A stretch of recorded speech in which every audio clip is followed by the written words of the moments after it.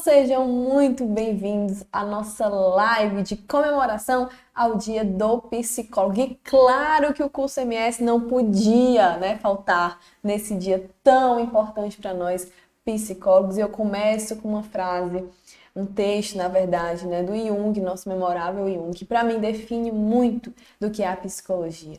Conheça todas as teorias, domine todas as técnicas, mas ao tocar uma alma humana, seja apenas outra alma humana. E eu complemento com a frase também do memorável Belchior: amar e mudar as coisas me interessa mais. E o que é a psicologia, se não essa potência de mudança, essa potência de transformação, essa potência de ressignificação? Então é um dia realmente de se comemorar, o nosso papel enquanto profissionais, seja na escola, seja no trabalho, seja no hospital, seja onde for, o nosso papel é esse, é de revelar potencialidades, é de dar voz ao outro, de revelar protagonismo. Então este é o nosso papel e que alegria estar aqui com vocês nesse dia, podendo contribuir um pouquinho também com vocês, quem está se preparando aí para a Rede Sara, tá? Nossa live hoje vai ser destinada, a gente vai passear pelo edital da Rede Sara a partir de questões de grandes bancas como FCC, FGV, AOCP e BFC, para a gente se referenciar aí para essa prova tão esperada, tão almejada por nós psicólogos, tá bom? Então vem comigo.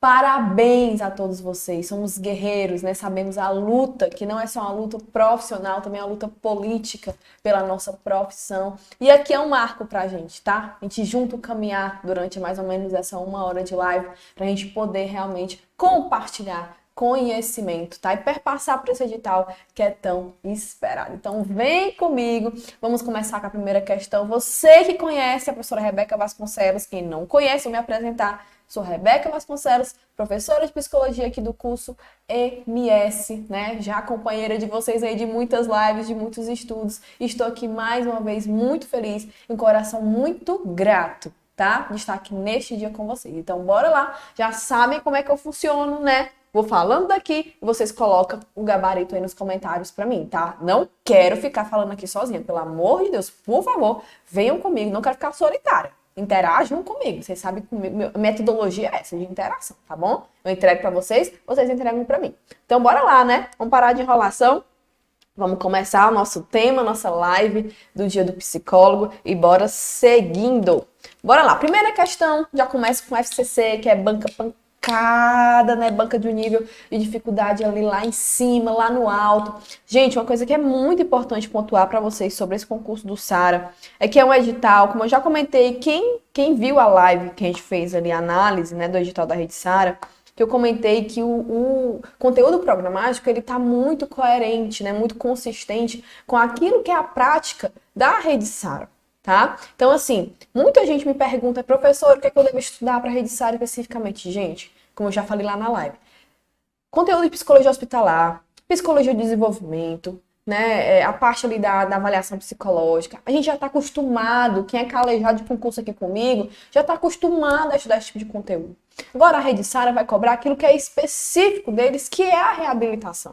Então vai cair neuropsicologia, vai cair as funções elementares, e todos os processos que são referentes a esse conteúdo. Então, claro, se eu fosse dar uma dicona para vocês, inicial aqui, já iniciando a nossa live, vá atrás, se debruce desse tipo de conteúdo. Nós temos nosso conteúdo aqui, nosso curso online do curso MS, tá? E no final vou dar aí uma dicona para vocês, um bisuzão importantíssimo para quem quer fazer o nosso curso, tá? Referente a este dia. Mas, além do nosso material, que a gente tem que dar o maior suporte para vocês, é importante também que vocês se debrucem. Claro, você não tenha tido muito contato com a neuropsicologia na academia, na sua jornada acadêmica. Então, se debruça um pouquinho, porque esse concurso vai se voltar para isso. E vamos começar com a primeira questão. Um nívelzinho ali mais fácil, tá? Pra gente começar a aquecer. Aqui é o aquecimento, tá bom? Bora lá. O estudo neuropsicológico visa a investigar as relações entre o cérebro e comportamento. Só preste atenção que a sua banca, FCC, é uma banca de nível de dificuldade mais alto, como eu falei. Você olha uma questão dessa, poxa, FCC, Uma questão que até entrega, de certa forma, porque a gente já vai pelo próprio nome da palavra, neuropsicologia, e já consegue encontrar a resposta. Mas não se engane, tá? Claro que a prova ela tenta mesclar níveis de dificuldade. E você precisa entender esse básico para poder avançar para níveis mais altos. Porque o problema é que às vezes o aluno quer ir lá para o final da ponta, quer resolver questões de nível de dificuldade maior e esquece das questões básicas e às vezes lá na sua prova erra o básico. Né? E lembra que o básico é o básico, todo mundo sabe, então todo mundo vai praticamente acertar o básico. O diferencial vai ser o difícil, mas você só acerta o difícil e esquece do básico, também não é legal. Então você tem que começar do básico para o difícil, não é do difícil para o básico. Que não se assegure, eu já sei o básico, tá ok.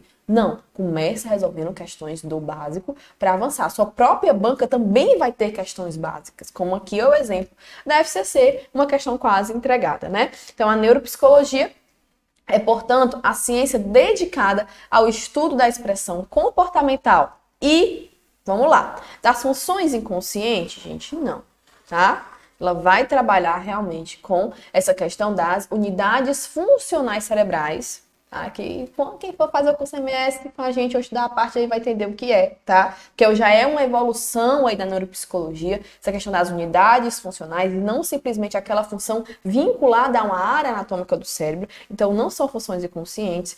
Item B, das disfunções cerebrais, segura aí o item B, do funcionamento dependente, não só do dependente, como também do independente, tá? Da expressão emotiva também faz parte desse processo, porque estamos falando de funções psíquicas também, mas não só da expressão emotiva, das condições conscientes, não só da questão consciente, como também das demais funções psíquicas. Aqui estamos falando das disfunções cerebrais, é o item B.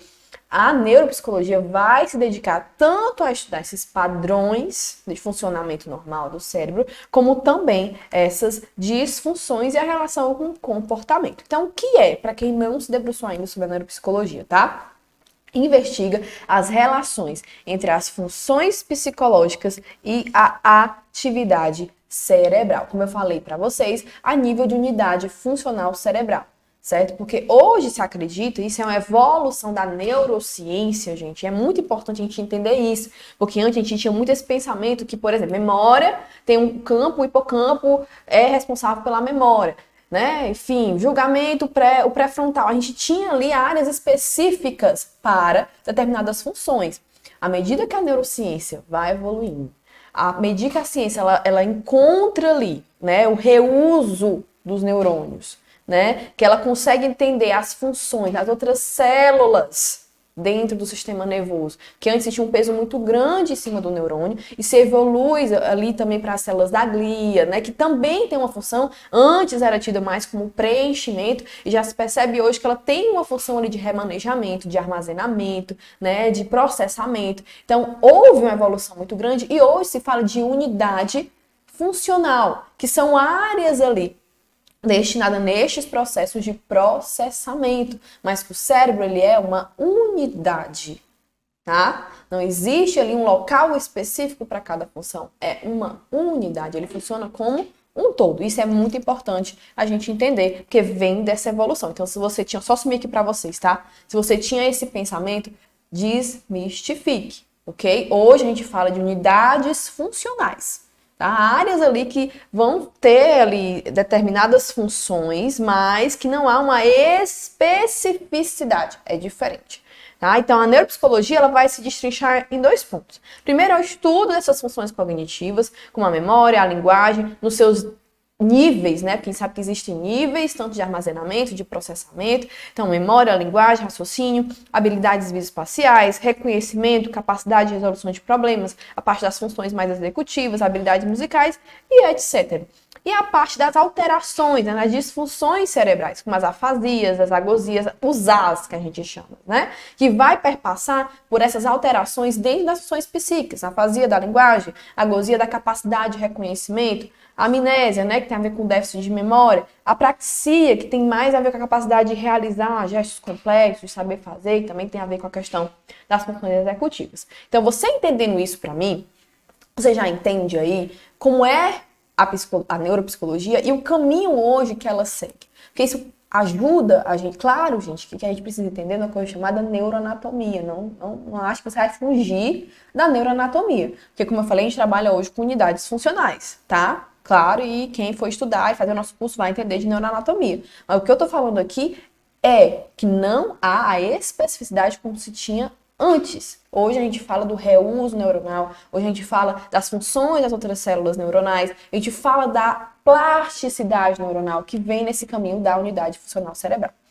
Beleza? Você entendendo isso pra mim, ó, já é show. Vamos para uma próxima questão que a gente vai especificar aí nas funções elementares, tá? Então, entende-se por FCC também, manca. Aqui a gente já vai para um nível de dificuldade um pouco maior. Aquela outra lá, já pela lógica, eu consigo mais ou menos entender, né? Eu conseguir resolver a questão.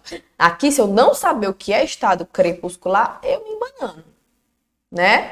Eu me embanano. Então, entende-se por estado crepuscular, um estreitamento. Vamos lá, não sei se você conhece o estado crepuscular, mas eu vou dar um tempinho para vocês, para quem conhece ou para quem não conhece, para responder a questão. Vamos lá, vou ler item por item.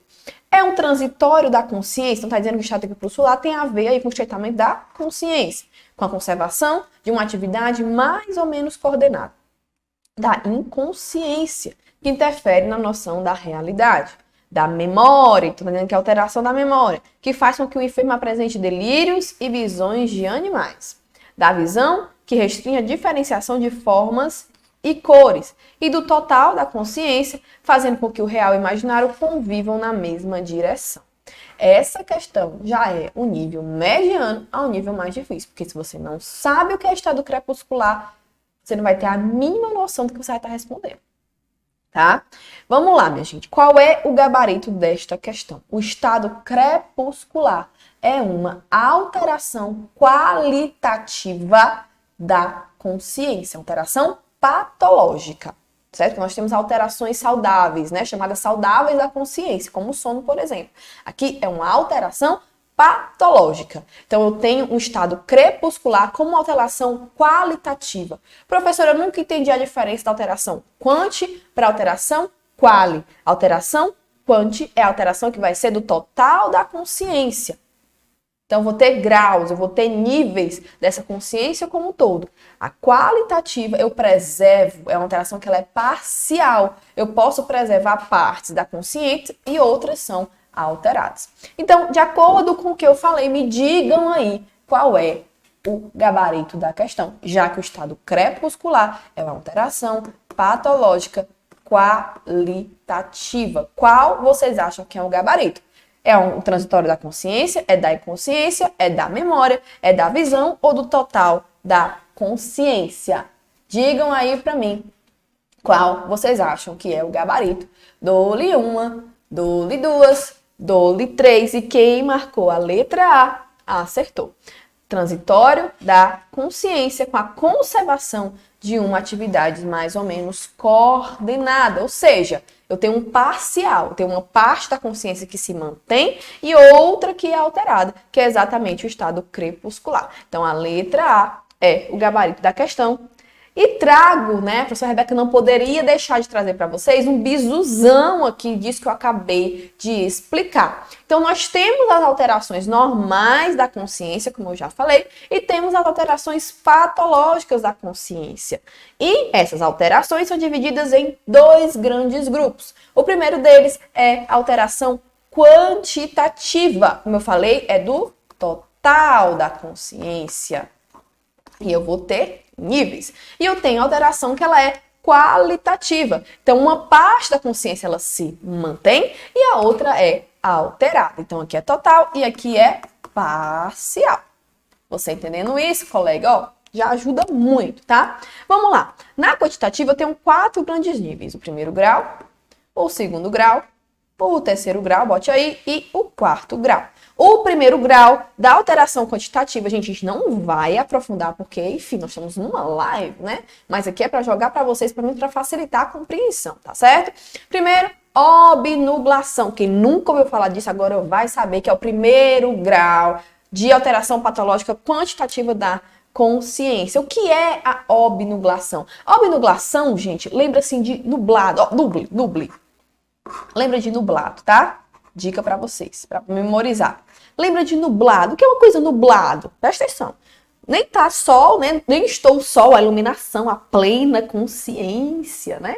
Sabe que a consciência tem um sinônimo de luz, né? Vamos lá para os estudos, voltar lá para a Grécia Antiga e tudo, né? Então, nós temos para os antigos filósofos, a consciência tem a ver com a luz, né? Então, nublado, eu tô ali, eu tenho luz ainda, mas tem alguma coisa ali que tá tapando essa luz, né? Que não fica muito claro. Então, isso é a obnublação. Nublação, nublado, entendeu?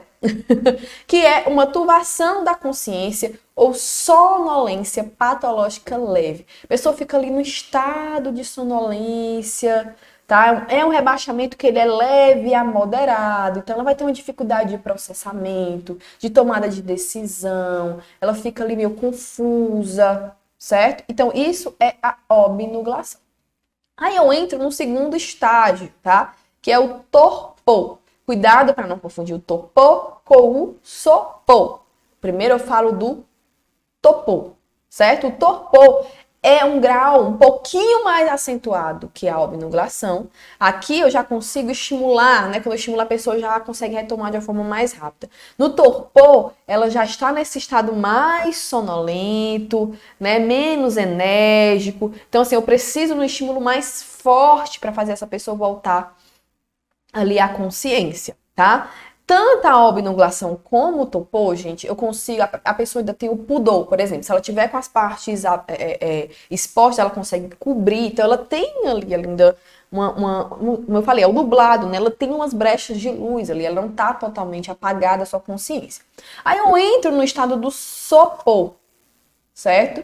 O sopor, eu vou dar uma dica pra vocês, da sopa, tá? A sopa é aquela coisa que nos leva ao sono, né? Que nos leva quase a entrar no sono, a sopinha ali antes de dormir. Lembra, não confundir o torpor com o sopor, certo? O sopor é isso. O sopor já é um estado mais profundo, é uma sonolência mais intensa. Aqui a questão do pudor já não existe mais. Se a pessoa é descoberta ali, né? Ela já não tem mais esse hábito de proteção, de se cobrir. Então aqui é despertado por uma dor intensa. Aqui é um estímulo intenso, não obrigatoriamente de dor. Aqui já é de dor. Ela volta, mas volta muito rápido a um estado de consciência, depois volta ao sopor de novo, né? Então, tem que ser um estímulo muito enérgico para ela voltar e que realmente vai para esse canal da dor. E por último, o coma, gente, que é a perda completa da consciência, né? O grau mais rebaixado do seu nível. Então, não é possível qualquer atividade voluntária consciente aqui nos outros, a gente ainda tem, mesmo com o estímulo da dor no sopor, a gente consegue ali associar com o estímulo da dor, ele volta e depois volta ao estado de sopor. Aqui não, como a gente não tem essa atividade voluntária, tá? Então, como é o último estágio, dentro do coma vai ter o semicoma, vai ter os níveis dentro do coma, mas a gente não vai entrar aí nesse momento, tá? Vamos para alterações qualitativas, como eu falei para vocês, que são alterações parciais, certo? Então, eu permaneço ali com uma parte da consciência preservada e a outra é alterada. Primeiro, o estado crepuscular, que consiste em um estado patológico, ele é transitório, como a gente viu. E ele tem ali, muito similar à obnublação, estado nublado, né, uma certa sonolência, mas eu permaneço com atividade motora coordenada, que aqui não, né, eu fico descoordenada, enfim, fica mais complicado essa questão motora aqui, que eu tô com alteração total. Aqui só acompanha essa questão mais perceptível mesmo, tá? E eu entro no segundo, né, que seria o estado segundo nome, estado segundo, que é um estado patológico transitório semelhante ao estado crepuscular, que é caracterizado por atividade psicomotora coordenada, a qual, entretanto, permanece estranha à personalidade do sujeito acometido e não se integra a ele. Aqui eu já tenho uma estranheza. No estado crepuscular é parecido, né? Eu tenho essa alteração ali, eu fico com essa consciência um pouco mais confusa e tudo, mas já no estado segundo é como se eu não reconhecesse, né, essa atividade psicomotora coordenada, é como se fosse a parte de mim. O estado crepuscular, gente, ele tem motivação mais orgânica, de processos orgânicos. E o estado segundo, é o que vai diferenciar muito os dois, é uma questão de estresse emocional, tá? E mais com essa carga emocional que pode estimular esse estado segundo. Aí eu venho para a dissociação da consciência, né? Tal expressão designa a fragmentação ou a divisão ali do campo da consciência, ocorrendo nessa perda, como eu falei para vocês, aqui eu trabalho na totalidade, aqui é parcial. Então eu perco totalmente essa unidade psíquica. Aqui tem esse desligamento, né? Vamos dizer, principalmente dessa atividade motora e da consciência. Aqui vamos ter um exemplo que a histeria hoje chamada de conversão, tá? E o transe, que seria o estado de alteração qualitativa da consciência que se assemelha ali ao sonhar acordado. É uma dissociação total, vamos dizer assim. Diferendo disso, porém, pela presença geral de atividade motora automática. Aqui eu tenho uma atividade que ela é coordenada até então, mesmo com a dissociação. Aqui não, ela é automática e estereotipada, né? Acompanhada de suspensão parcial dos movimentos voluntários. Acontece algo muito similar no coma, né? O coma também pode existir movimentação, como os nistagmus, né? A cabeça, chamada cabeça de boneca, mas não é uma movimentação voluntária, uma movimentação que vem desse estado de perda aí da consciência. Ok? Você entendendo isso aqui, ó? Nunca mais vai esquecer o que é estado crepuscular, nem a diferença do quant para o quali, beleza? Bora para a próxima questãozinha, que fala o seguinte: as opções a seguir apresentam dimensões avaliadas no exame psíquico, que já vamos para a banca FGV, tá? A exceção de uma, a sinália, também é outra questão que vem no seu conteúdo programático da Rede Sara, que seria esse exame psíquico, que a gente vai avaliar, né? Bem óbvio, as funções psíquicas e aquilo que vai adjuntamente facilitar a compreensão dessas funções psíquicas. Vamos lá para os itens, coloquem para mim qual vocês acham que é o gabarito da questão, tá? A, a aparência, B, o comportamento, C, senso-percepção e D, a saturação. É uma questão daquelas que eu falei para vocês que tem um nível de dificuldade. Eu vou dizer até fácil mediano, tá? Porque algumas pessoas podem ficar no embate aí da aparência barra saturação. Mas, gente, a aparência no sentido da pessoa, a forma que ela se comporta, a forma que ela se veste, né, a forma que ela se coloca no lugar, é importante também para avaliação das funções psiquicamente de orientação, de consciência, né? Então, assim, a aparência, ela entra, tá? Nesse sentido, essa avaliação dessa postura, desse comportamento. Então, aqui, o item, que é o gabarito, que é a exceção, quem marcou aí para mim é o item D de dado, é a saturação. Para quem não sabe o que é saturação, vai calcular o nível de oxigênio ali no sangue, que o normal a gente tem de 98 a 99, o nosso nível normal de saturação, tá? Quando realmente está abaixo disso, é porque nós temos alguma questão ali, tá levando a baixa desse oxigênio no sangue. Então, letra A, letra B e letra C são sim avaliados, a aparência, o comportamento, que estão muito vinculados, e a senso-percepção, que é uma das funções psíquicas. Vamos lá, só fazer brevemente aqui um exemplo de roteiro de avaliação. Não tem um padrão, gente, específico. Isso é importante demais ser falado, tá? O que eu preciso avaliar, principalmente, são as funções psíquicas, né? E de acordo com aquela demanda que é chegada até mim, certo? Então, mas aqui é um questionário, é um exemplo, né? Que eu trouxe um que é aplicado muito na psicologia hospitalar, para você entender como é feito. Então, eu não vou direto avaliar ali só a função psíquica, eu preciso também dessa minha anamnese, né, desse mini histórico. Então, um questionário específico, né, de entender a história da pessoa, entender os seus recursos de enfrentamento, a avaliação psicossocial, buscar entender esse contexto, buscar entender essa rede de apoio, essa história de vida. Isso é muito importante antes de avaliar, né? Porque talvez isso pese também na minha avaliação de função. E a nível de exame psíquico, consciência clínica, né, quantitativa e do eu. Então, são os níveis que eu acabei de falar para vocês, né? Normal, topor, turvação, abnublação, coma 1, coma 2. Eu vou tentar avaliar, de certa forma, como é que está esse nível de consciência. A senso-percepção, né, que é essa capacidade sensorial. E quando falo consciência, gente, claro, a questão da orientação também entra aqui, né, que é a direção da consciência. A orientação tanto a alopsíquica direcionada para si, quanto a autopsíquica direcionada para si e a alopsíquica relacionada aos fatores ambientais. Senso-percepção, capacidades sensoriais da pessoa, como órgãos, né? Avaliar se existe algum tipo de ilusão, a alucinação, do pensamento, como é que está essa questão da intencionalidade, se existe ali, né, algum distúrbio de pensamento, e da linguagem também. Ver como é que está essa comunicação verbal, não verbal, a fluência, a consciência fonológica. Então, a gente vai tentar avaliar. Memória também, tá? Entra aqui, esses aqui são os principais. Como eu falei, vai depender muito do que é trazido para esta avaliação. Não existe um padrão, mas eu vou avaliar as funções psíquicas e preciso desse histórico, preciso entender esse comportamento, porque vai dizer também da consciência, da orientação, da ciência-percepção. Ok? Então aqui é só um exemplo para vocês. Vamos para a questão 4, vamos mudar a moeda agora, saindo dessa parte mais da neuropsicologia, funções elementares, e entramos agora na psicologia do desenvolvimento. Como eu falei para vocês, vamos passear, é um passeio delicioso pelo nosso edital, muito feliz de estar aqui com vocês. Vamos lá, Jean Piaget, nosso mestre da psicologia do desenvolvimento, biólogo suíço que se dedicou, né, ao estudo ali da construção do conhecimento do ser humano. Então, estudioso do desenvolvimento cognitivo da criança, propôs que o desenvolvimento acontece através de alguns processos. Durante todos os estágios do desenvolvimento cognitivo, conforme descrito a seguir, sempre lembrando que Piaget, ele acredita que o desenvolvimento causa, tá? A aprendizagem, ok? Vamos resolver a questãozinha que é bem bacana. Vamos lá.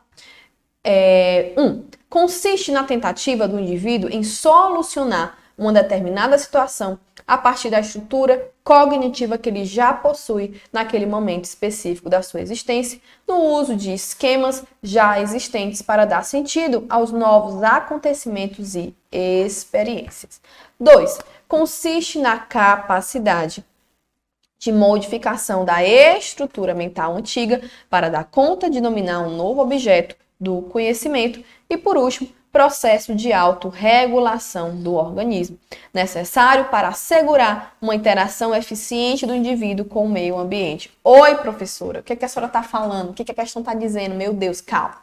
O que eu vou fazer, tá? Ele vai trazer aqui 3 grandes conceitos do Piaget. O conceito de acomodação, o conceito de assimilação e o conceito de equilibração.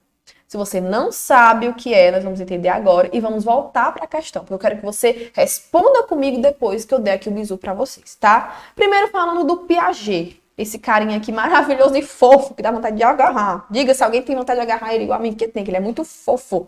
Vamos lá, como eu falei para vocês, desenvolvimento gera a aprendizagem.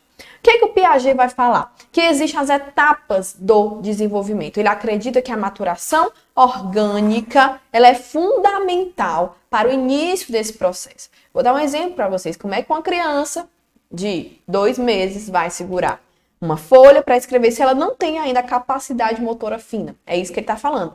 Eu preciso de uma maturação orgânica para o quê? Para que haja a transmissão educativa, que nada mais é que esses processos de socialização, tanto primária quanto secundária, aquilo que é passado para aquela criança, é aquilo que é ensinado para aquela criança, assim como a experiência e exercício, que é o contato que ela tem com essa aprendizagem, e a repetição disso, tá? Que vai gerar esse processo de equilibração, que é o processo de assimilação e acomodação. É quando eu consigo processar tudo e reiniciar esse processo e elaborar novos esquemas. Professor, o que é a assimilação e o que é a acomodação?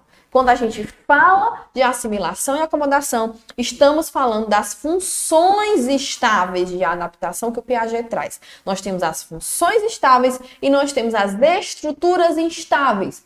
O que é estruturas instáveis? Vulgo os estágios do desenvolvimento, tá? Que é chamado por ele de estruturas instáveis, que é o sensório motor, o pré-operatório, operatório formal, enfim, tá? Isso são as estruturas estáveis. E eu vou falar das funções estáveis. Por que funções estáveis, professora? Porque elas sempre vão acontecer. Inclusive, agora você está passando por um processo de assimilação e acomodação, tá? Estamos passando por isso ao longo do nosso desenvolvimento, ou seja, a vida inteira. Então, se refere àquelas características da atividade intelectual, assimilação e acomodação, que são estáveis e contínuas no decorrer do desenvolvimento cognitivo. Beleza? Que vai passar por aquelas 4 etapas aí do desenvolvimento. Então, a assimilação, ela é o processo cognitivo pelo qual a pessoa ela vai integrar um novo dado perceptual. É isso que está acontecendo com você agora, caso você não saiba o que é assimilação. Você está assimilando o que eu estou falando. Então, é algo novo. A assimilação tem a ver com algo novo. Lembra que eu falei da transmissão educativa, experiência versus ali a repetição, é a mesma coisa. Quando eu tenho a assimilação, quando alguém me passa algo novo, isso é a assimilação. Mas a assimilação, gente, ela não vai alterar esquema, ela não vai alterar a estrutura, certo? Então, a assimilação é esse recebimento, tá? Já a acomodação vem exatamente da criação de novos esquemas. Então, a assimilação, eu não mudo o esquema. Não mudo esquema. Já a acomodação é exatamente essa, eu assimilei, mas agora eu tento dar conta disso que eu assimilei. E esse dar conta é exatamente essa reestruturação, é essa elaboração de novos esquemas, e isso é a acomodação. Ambas ações resultam em mudança na estrutura cognitiva no seu desenvolvimento. Então, a assimilação e a acomodação é uma dupla. Eu não posso acomodar sem antes ter assimilado, tá? E esse processo junto é o processo de equilibração, é exatamente o desenvolvimento. É o que vai ali girar essas etapas do desenvolvimento. Vamos voltar para a questão agora, que agora ficou fácil, né? Agora você responde comigo. Vamos lá. Consiste na tentativa do indivíduo em solucionar uma determinada situação a partir da estrutura cognitiva que ele já possui. Eu não vou mudar a estrutura, eu já tenho a estrutura e eu vou puxar, eu vou absorver naquele momento específico da sua existência, no uso de esquemas já existentes para dar sentido ao que? A novos conhecimentos e experiências. Gente, do que eu tô falando aqui? É de assimilação? É de acomodação ou de equilibração? Eu vou te dar 1, eu vou te dar 2, eu vou te dar 3 e já coloca aí para mim. Isso é assimilação? Isso é acomodação? Ou isso é equilibração? Acertou quem colocou assimilação, que é exatamente, eu já tenho uma estrutura, eu já tenho um esquema, eu não modifico. É com o que eu já tenho que eu vou receber esse novo. Então é assimilação. Eu já tenho um gabarito, né? Já deu aqui de cara, mas vamos continuar. Então, 1 é a assimilação, tá? Assimilação. 2, consiste na capacidade de modificação da estrutura mental antiga para dar conta de dominar um novo objeto do conhecimento. Modificação. Quando eu falo de modificação, de esquema, eu estou falando de acomodação.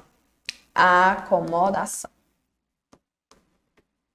E por último, processo de autorregulação do organismo, necessário para assegurar uma interação eficiente do indivíduo com o meio ambiente. Estou falando de equilibração. Então, o item D, quem colocou aí, quem acertou comigo, que entendeu o que eu falei, show! O item D é o nosso gabarito, ok? Vamos para a próxima questãozinha, ó. Questãozinha saindo do forno. FGV 2022. Adoro essa questão. Porque não é uma questão dada. Aqui é uma questão já do nível de dificuldade mediana a difícil, tá? Então, você que conhece o nosso maravilhoso Vygotsky da psicologia histórico-cultural vai responder essa questão junto comigo. Agora, eu não vou para a teoria. Eu vou responder junto, depois eu trago um pouquinho a teoria dele, tá? Sobre os princípios da psicologia vygotskiana em relação à subjetividade humana, é correto afirmar aqui. Preste atenção, gente. Eu vou fazer uma prova para o contexto de reabilitação. Vygotsky, tá? Porque o Piaget, ele falou muito desse desenvolvimento mais típico, neurotípico, né? Aquele processo que a gente vai seguir. Já o Vygotsky, ele vai mais para esse lado, talvez esse movimento mais atípico, às vezes quando eu não tenho esse padrão bem estabelecido. Então ele vai falar exatamente das formas que eu posso otimizar esse desenvolvimento. Você vai para um contexto de reabilitação. Então, Vygotsky, essa questão certeira na sua prova. Certeira. Olha a questão, ó. Defende um enfoque objetivista que estabelece relações mecânicas de correspondência entre fatos psicológicos e fatores exteriores. Ele está falando aqui que defende um enfoque objetivista. Estabelece relações mecânicas, pelo contrário. Piaget vai falar exatamente de uma coisa chamada mediação, que tem a ver com essa relação do sujeito com o mundo, né? Que é o interacionismo, que é exatamente o que vai construir esse sujeito, é o que vai potencializar o seu desenvolvimento, porque para ele, a aprendizagem gera desenvolvimento. Ele vai numa lógica diferente da lógica do Piaget. Apesar dos dois conversarem assim, né? Tem uma conversa entre eles, legal, mas ele vai mais nessa questão de que a aprendizagem gera desenvolvimento. Por isso que ele abre. É um grande teórico que é utilizado na reabilitação e também nesse processo de aprendizagem de crianças que tem algum tipo de limitação. Porque ele vai dizer que, apesar da sua limitação, a aprendizagem, ela vai antes do desenvolvimento. Então, você tem como compensar, como se desenvolver, mesmo você tendo algum tipo de limitação orgânica ou cognitiva, biológica ou cognitiva, tá? Então, o item A, ele tá errado, é um enfoque subjetivo e não objetivo. B, analisa a perspectiva subjetivista, de predominância do sujeito sobre o objeto e que o coloca no papel de criador da realidade. Cuidado! Esse item B, ele é muito tentador, tá? Porque ele vai falar do subjetivista, mas quando eu falo da predominância do sujeito sobre o objeto, gente, lembra, eu vou já falar para vocês que o Vygotsky, ele bebe da dialética, materialismo dialético do Marx. Ele vai acreditar numa construção que ela é conjunta. É a interação, ao mesmo tempo que eu influencio, eu sou influenciada. Ele não estabelece essa predominância, tá? Então, o item B se torna errado por conta disso. C. Apoia a discussão acerca da normalidade. Olha aqui. E o processo de biologização e medicalização das questões sociais. Eu nem vou discutir esse item C, né? Pelo contrário, ele vai no outro caminho. Ele vai exatamente quando eu não tenho ali fatores favoráveis ao desenvolvimento, aí é que ele acha que a aprendizagem ela tem esse fator potencializador. Então, o item C tá errado. D. Ratificam a reabilitação com base em um padrão de normalidade. Não, né, gente? Por favor, pelo contrário, né? Consideram, olha aí, que o sujeito não é mero efeito das práticas sociais, podendo apropriar-se delas, criticá-las e ressignificá-las. E é exatamente isso. É uma construção que ela é conjunta, que ela é dialética. Como falei para vocês, o Vygotsky, ele vai beber do materialismo dialético do Marx. O que é isso que quer dizer? Né? Que ele diz que todo fenômeno deve ser estudado como um processo em movimento e mudança. Ele não acredita nessa estatização, nessa normalização. Na verdade, é esse influenciar e ser influenciado. Então, mudanças históricas na sociedade, na vida material, produzem transformação na natureza humana. E a natureza humana vai também, de certa maneira, influenciar nessa vida material e produzir transformações na natureza humana, tá? Então, o homem modifica o meio e o meio também se modifica. À medida que eu modifico o meio também vai ser modificado, tá? E me modificar. Então, ele vai falar de um método, gente, que é o acesso ao concreto que se dá pela via do abstrato. Então, eu bebo ali do concreto, né? E esse concreto vai me levar ao abstrato e esse abstrato vai me levar ao concreto. Então, o processo de construção do pensamento parte do empírico, por isso que ele fala que é materialismo, ele parte desse real concreto. Primeiro ali, né, que vai ter os processos que ele traz, a questão do instrumento, dos signos, dos símbolos, e esse concreto passa pela análise e só chega, então, ao concreto. Então, começa nesse processo, é uma dialética, é um movimento circular. Tá? Então, por isso que ele fala que a aprendizagem ela é antecedente ao desenvolvimento. Primeiro eu aprendo, depois eu me desenvolvo. Então, isso aqui é só uma base da teoria vygotskiana. Claro que é um mundo, né? Vygotsky ele teve uma vida muito curta, ele morreu de tuberculose. Ele viveu num período político ali, muito movimentado no início do século XX. Piaget já teve uma obra mais extensa, né? Ele já viveu muito tempo, ele morreu quase ali 80, 90 anos. E o Vygotsky morreu ali na faixa dos 30, então ele não teve como dar continuidade. A teoria dele já é tão rica, né? Imagina se ele tivesse conseguido ter dado continuidade à sua teoria. Ok? Vamos para outra questãozinha. Saímos desse campo do desenvolvimento e entramos agora no campo da avaliação psicológica. E eu trago para vocês duas questões dessa resolução maravilhosa que está despencando, gente, em toda prova de concurso, que é a resolução 6 de 2019. Ela está despencando em prova de concurso, tá? Porque é uma resolução que houve modificações, né, da 7 de 2003, que era anterior, que falava sobre os documentos psicológicos. Houve mudanças significativas, vamos falar sobre elas e vamos responder a questão. Vamos lá. A resolução número 6, de 29 de março de 2019, institui regras para a elaboração de documentos escritos produzidos por psicólogos no exercício profissional.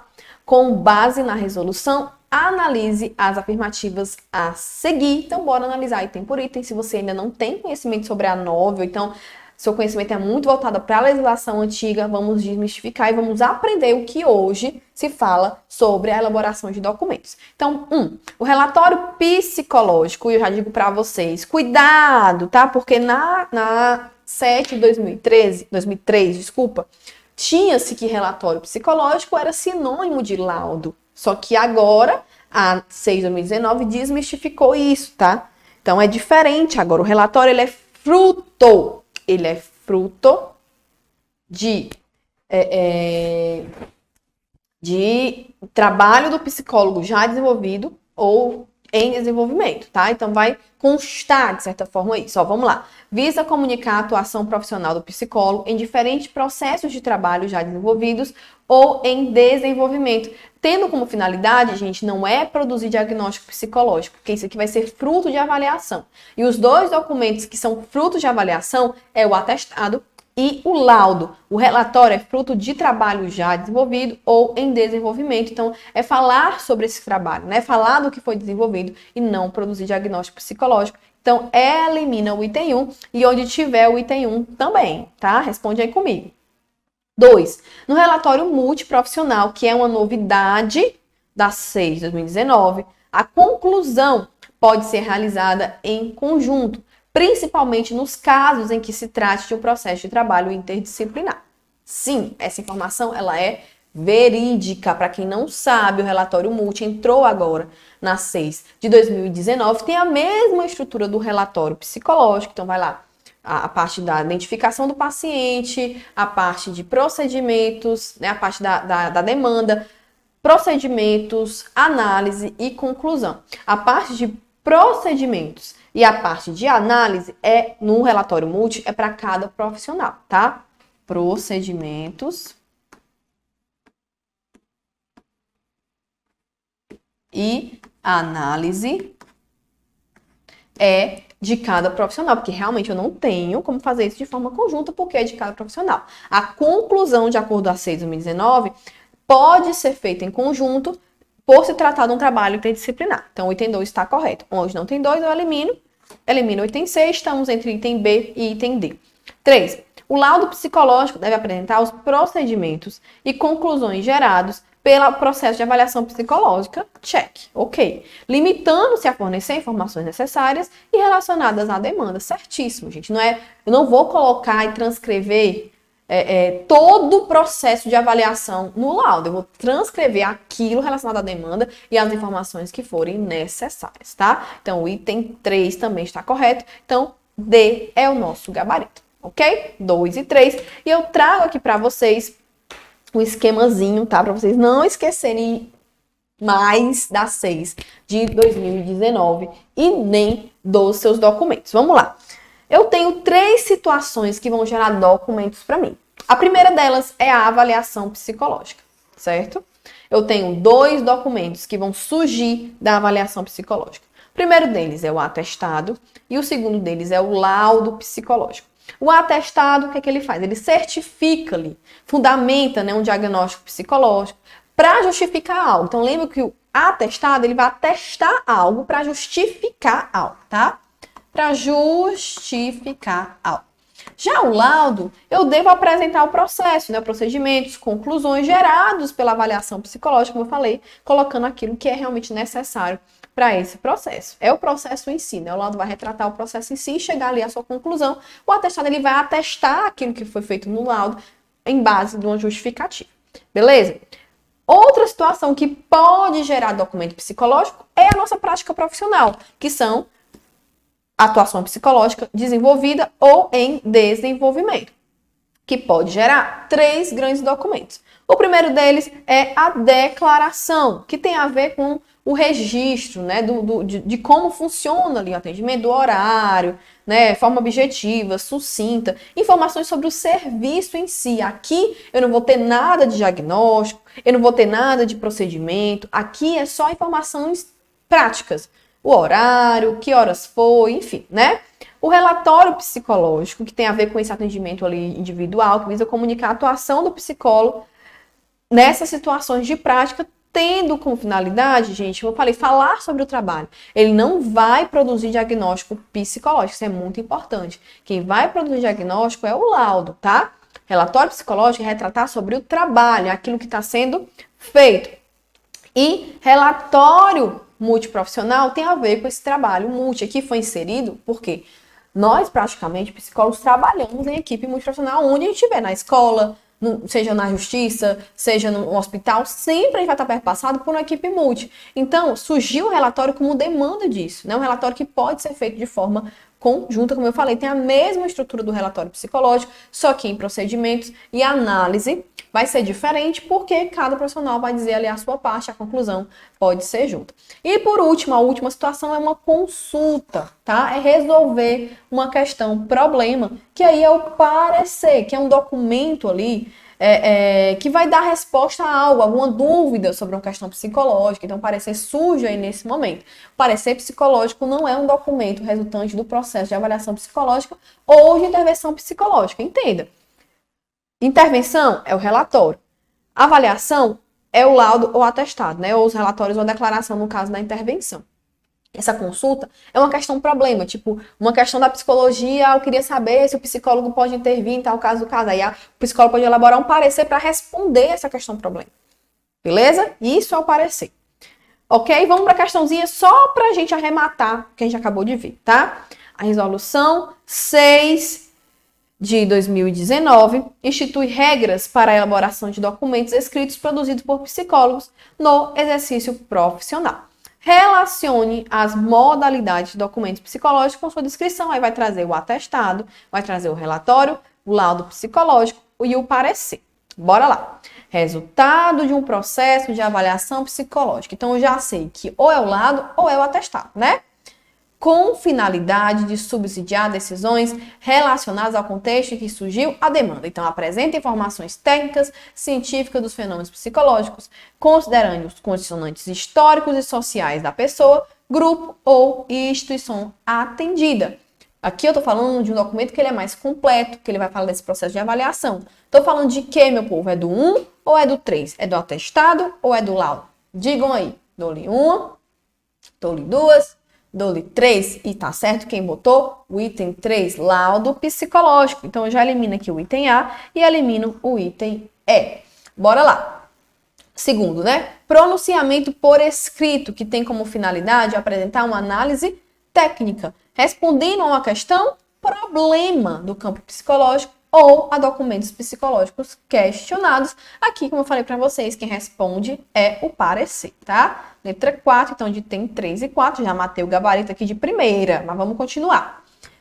Terceiro item aqui, ó, documento que visa comunicar a atuação profissional do psicólogo em diferentes processos de trabalho já desenvolvidos ou em desenvolvimento, podendo gerar orientações, recomendações, encaminhamentos, intervenções pertinentes à situação descrita no documento, sem finalidade de produzir diagnóstico psicológico. Aqui estou falando do relatório, tá? O item 2.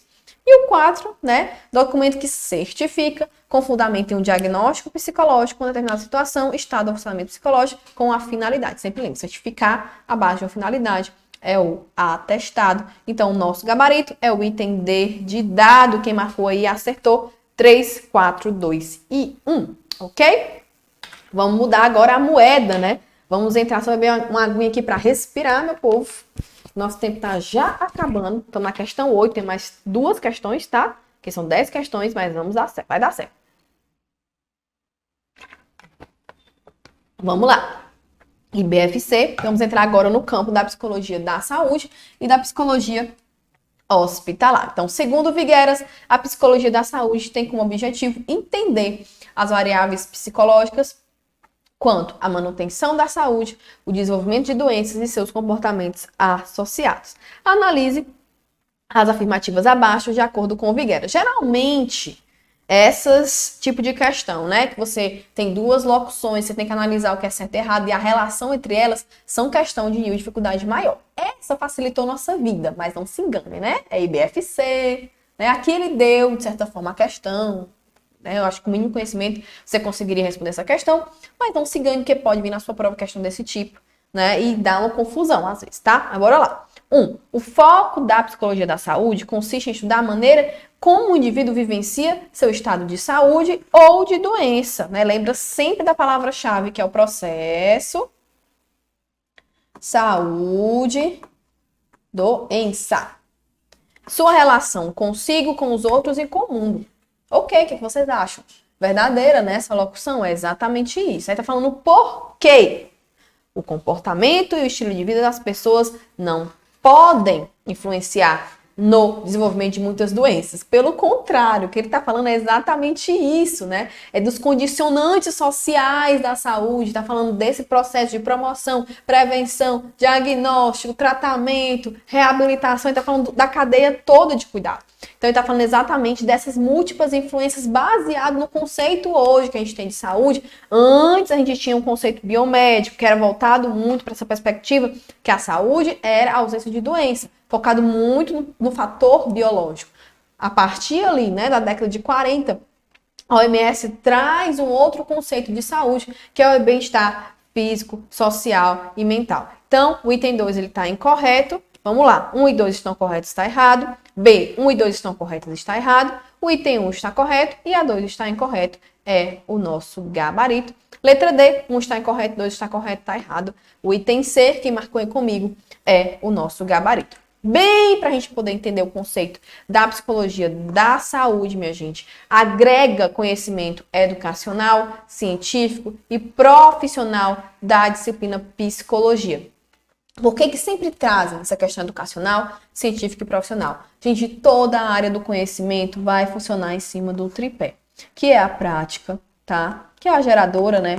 A prática, que é a parte educacional, de ensino, de produção de conhecimento, tá? E a prática também científica, que é a parte de pesquisa. Então, a prática, ela vai, né, ser perpassada para outros, isso vai gerar novos conhecimentos. Então, aqui é um triângulo que ele gira. E a gente chama isso aqui, meu povo, de praxe, tá? Essa dialética entre a prática e a teoria, é o que faz e constrói uma área do conhecimento. Então, por isso sempre vem educacional, científico e profissional para utilizar lá onde, como eu falei para vocês, na promoção, na manutenção da saúde, na prevenção e no tratamento da doença, na identificação, no diagnóstico relacionado à saúde, à doença e às disfunções, como traz aí o nosso maravilhoso Angemar e Camon, que são grandes estudiosos da psi-saúde e psi-hospitalar. Então, a psicologia da saúde é essa área, né, que surge no Brasil na década de 70, né, ela vem na mão ali. No mundo, ela surge anterior, tá? E aqui nós temos uma distinção. Lá fora, a psicologia da saúde abarca a psicologia hospitalar. Psicologia hospitalar é um termo próprio brasileiro, porque aqui a gente veio antes, né? A psicologia hospitalar, ela começa na década de 50, ela é inserida primeiramente no hospital. Por isso que tem essa distinção aqui. E aqui só bebe desses movimentos mais da Europa, enfim, né? Mais internacionais, só na década de 70, tá? Então, já vou falar um pouquinho sobre isso pra você entender. Então, a psicologia da saúde, ela abarca desde a atenção primária até a atenção quaternária, desde a promoção até a reabilitação em saúde. E a palavra-chave é processo, saúde, tá? Doença. Beleza? Bora lá. Aqui eu trago pra vocês, gente, vamos passar bem por cima, depois você vai parar, você vai ler, é só pra lhe dar a dica, tá? Antes, a psicologia, para você ter noção de como a psicologia da saúde, ela veio depois. A psicologia hospitalar, ela é regulamentada como uma especialidade da psicologia em 2000. Já a psicologia da saúde, que tem esse nome em saúde, né? Enfim, depois eu explico por que para vocês, né? Porque senão a gente vai longe aqui na live. Mas, tanto em saúde como da saúde é a mesma coisa, tá? Muda só uma questão mais semântica, enfim, de construção trazida pelo Conselho. Ela foi regulamentada em 2016, tá? Como área de especialidade da psicologia. E nós temos agora o grande bizu para vocês, que é a nova resolução, a 3 de 2022, que vai trazer as especialidades, né? a renovação, vamos dizer assim, né? A reatualização das especialidades da psicologia e trouxe aí algumas alterações. Vou ler com vocês bem por cima, a gente não vai se deter aqui porque não cabe. É só para vocês entenderem, né? Então, o que é que o psicólogo da saúde é? É a aplicação de técnicas psicológicas em cuidados, promoção, manutenção da saúde integral, bem como diagnóstico, prevenção e tratamento de doenças, a psicólogo especialista em psicologia. Então, vai identificar e divulgar fatores condicionantes da saúde, oferece tratamentos psicológicos individuais, familiares, grupais, desenvolve programas de intervenção, de prevenção, enfim, avalia e descreve fatores de risco, né, sempre baseado no território, formula políticas de saúde, destinada a promover o direito à saúde, assiste a população, atua em ações de serviço de saúde em todos os níveis de hierarquia e complexidade, integra o conhecimento clínico, educacional, social da psicologia e outras ciências da saúde, desenvolve estratégias de intervenção para promoção, melhoria e qualidade de vida, oferece serviços destinados, enfim, né? Participa do planejamento, avaliação, controle de políticas públicas, desenvolve ações de profilaxia, etiologia, diagnóstico, prognóstico e sua ligação com a saúde mental. Então, o psicólogo que está lá na saúde mental, ele é um psicólogo da saúde, tá? Depois a gente lê com calma, que realmente a gente não tem tempo para se deter. Aqui é só para vocês entenderem que existe uma nova legislação e vão ler, porque é importante. Vamos para a questão 9, que fala o seguinte, ó. A atuação do psicólogo em hospitais pode se inserir em 3 níveis essenciais. O psicopedagógico, o psicoprofilático e o psicoterapêutico. O psicopedagógico, tá? Psicoeducação, psicoprofilático, aqueles de prevenção, de preparação para procedimentos e cirurgias, e psicoterápico, né, que é este acompanhamento psicológico. Com relação à atuação assim configurada, analise as afirmativas e a seguir assinale V para verdadeira e F para falsa. Vamos lá. No nível psicopedagógico, cabe ao psicólogo atuar ensinando ao paciente como se comportar diante de situações estressantes da internação. O que é que vocês acham? Esse item ele é verdadeiro ou esse item ele é falso, galerinha? Marca aí para mim. Preste atenção. A psicoeducação, esse fator psicopedagógico, tem a ver exatamente com a clarificação. Eu vou ajudar aquele paciente a entender tanto do seu adoecimento quanto esses processos ali da hospitalização que ele está passando. Eu não vou ensinar ele como se comportar. Pelo contrário, eu preciso respeitar e potencializar esse indivíduo, né, esse sujeito, e não ali adestrá-lo de certa forma. Então, o item 1, ele está errado. Ele é falso, tá? Então, já elimina o item C e o item D. 2. Em nível psicoprofilático, pode atuar, tá? Já bota aí um, né? Se antecipando na observação das necessidades de uma dada situação para prevenir reações indesejáveis. A psicoprofilaxia é exatamente isso. Eu vou me antever, né? Eu vou me antecipar a algo que eu já sei que pode ser predispor a processos ansiogênicos, né? De medo, enfim. Então, eu me antecipo, eu preparo. E tá verdadeiro, tá? Então, onde não tem verdadeiro, ó, questãozinha, né? FGV não vai brincar, vai deixar para o último item. Em nível psicoterápico, está disponível para fazer vínculo com o doente, identificando suas resistências e fatores psicossociais que interferem em seu tratamento. Sim, esse também é uma das funções a nível psicoterápico, né? Identificar ali, né, esses processos, os diagnósticos trazidos pelo Simonetti, tanto diagnóstico racional, diagnóstico situacional, o transferencial e o clínico, né, o médico. Beleza? Então tá verdadeiro, o item B é o nosso gabarito. Aqui, gente, só o quadrozinho que eu sempre trago para comparar a psicologia da saúde da psicologia hospitalar. Como eu falei para vocês, isso aqui é fruto brasileiro, tá?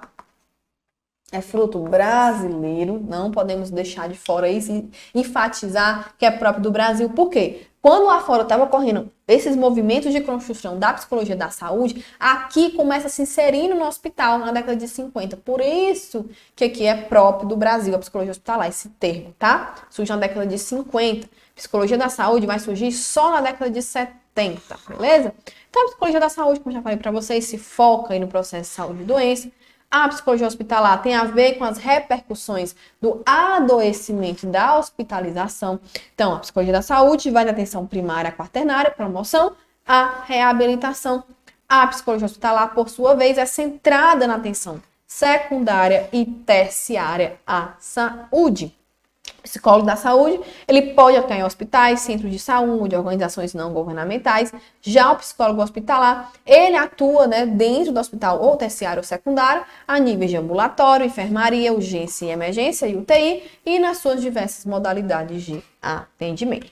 E aqui também eu trago para vocês, né, a modificação, e teve, tá, modificações significativas na Resolução Nova 3 de 2022, inclusive na própria conceituação. Olha o que ela traz, ó. É a área de atuação profissional da psicologia referente a fenômenos psicológicos ocorridos em hospitalizações, adoecimentos, recuperação, perdas e lutos. Por que foi acrescido isso, gente? Porque dentro da psicologia hospitalar e da psicologia da saúde surge, né, uma outra área que vem ali em concomitância, que é a área dos cuidados paliativos, que hoje, graças a Deus, tem tido uma evidência maior e hoje tem se falado mais de cuidados paliativos, que é aquele cuidado quando eu não posso mais oferecer a cura, mas eu posso oferecer qualidade de vida. Então, isso é cuidados paliativos, né?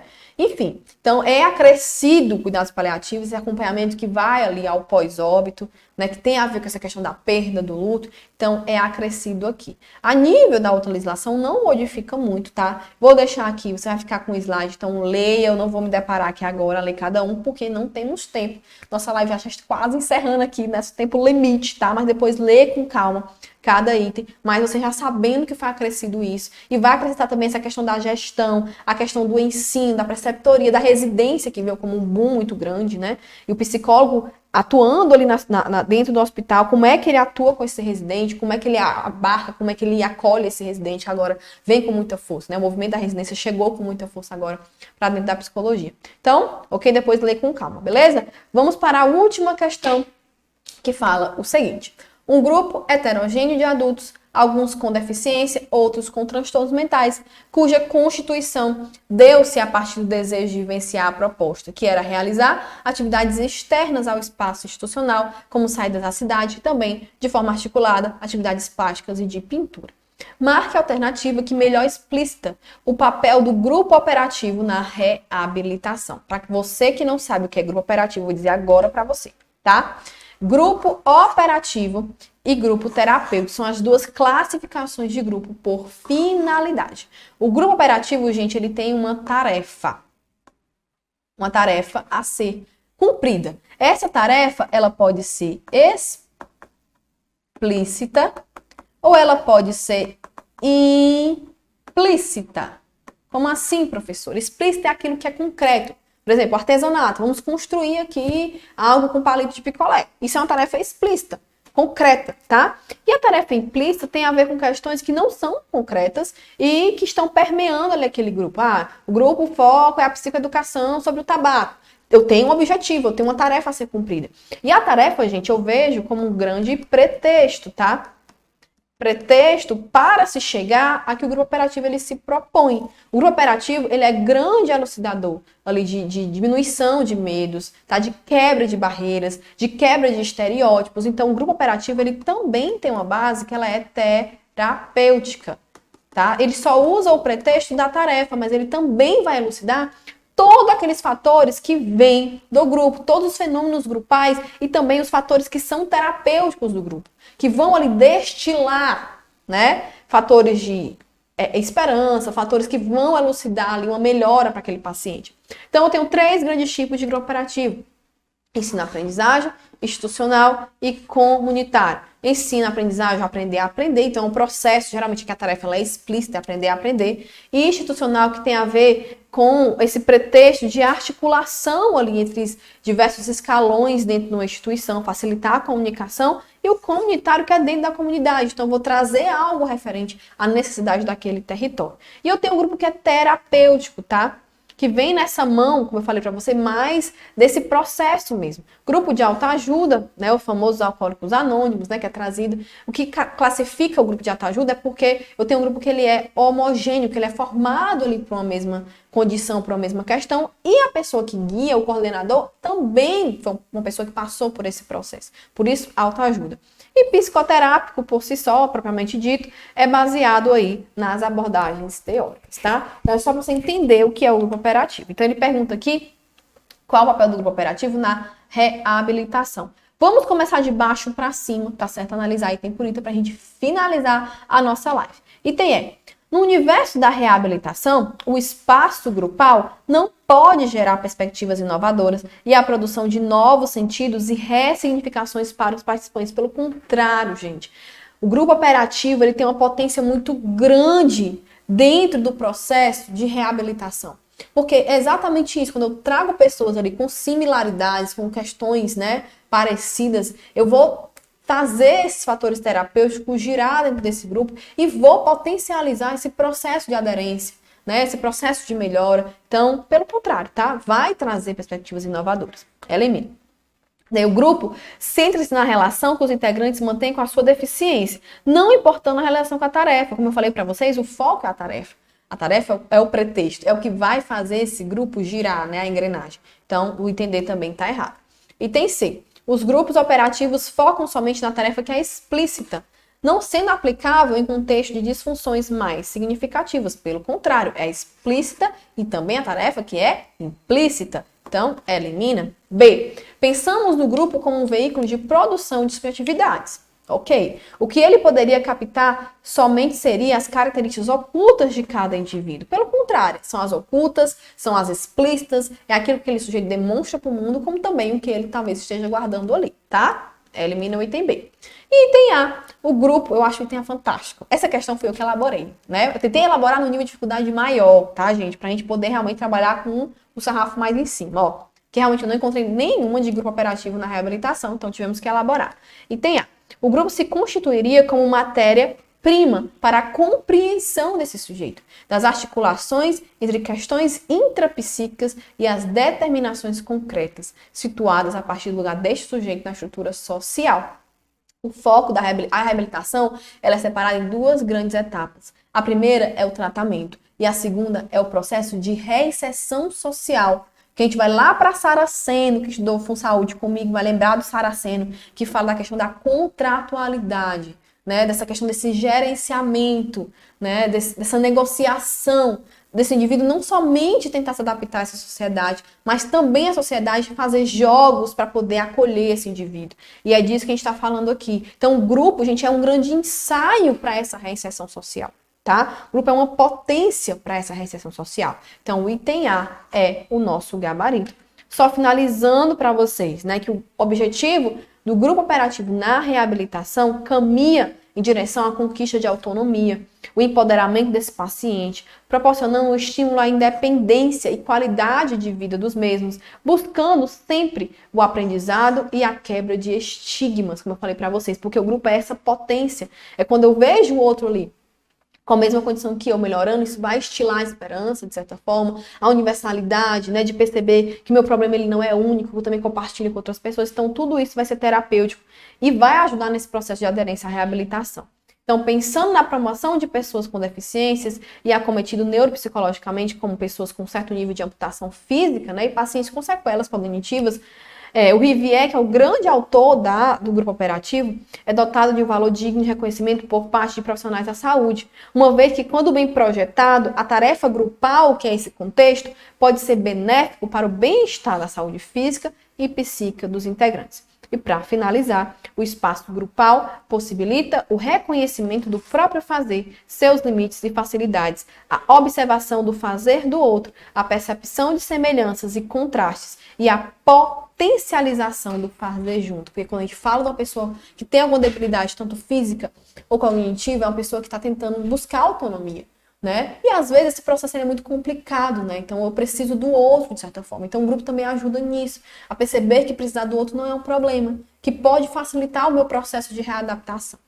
Ok, meu povo, a gente finaliza por aqui a nossa live. Espero que vocês tenham gostado, espero aí que tenham entendido um pouquinho desse edital do Sara, né? Que a gente realmente passou por praticamente todos os conteúdos, tá? Foi praticamente todos. Então, teve uma questãozinha ali de cada um. Espero ter agregado algo para vocês. Muito feliz de estar aqui nesse dia que é tão emblemático, como eu falei, da nossa luta, né? Que não é só uma luta prática enquanto profissional, de mostrar a nossa praxis, né? De mostrar ali para as pessoas o que é a psicologia, que é um trabalho que é diário, de conquistar o nosso espaço, como também é uma luta que ela é política, né? E o concurso do Sara, gente, é um grande marco disso, porque é um salário que é digno, né? Um salário que realmente a gente merece. Então é importante demais a gente enfatizar que processos seletivos como esse enfatizam o que é a psicologia e como ela merece ser valorizada, tá? Então também esse é um dia político, então coloque nas redes sociais de vocês o quanto é importante, né, entender a função da psicologia na sociedade, tá? E do nosso papel, que vai para além do papel que ele é profissional,